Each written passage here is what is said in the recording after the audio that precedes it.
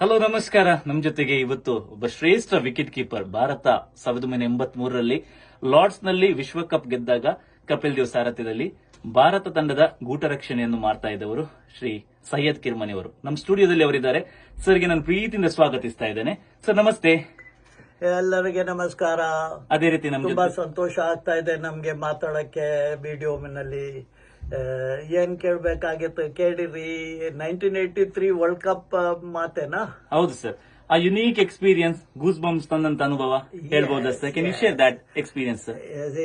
This ಈ victory, historic victory ನಮ್ದು ದೇಶದ 1983 world cup, prudential world cup victory cannot be expressed at all.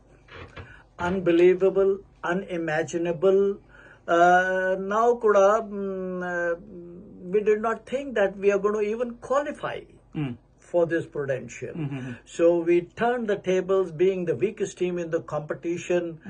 We beat the world champions, reigning world champions, West Indies, who had won the inaugural World Cup 1975, 1979 kuda avaru world champions agidru.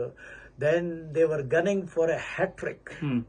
1983. Under the able leadership of Clive Lloyd. Right. So we turned the tables.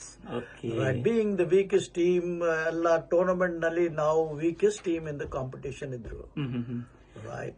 So we believed in our capabilities. We believed in our strength.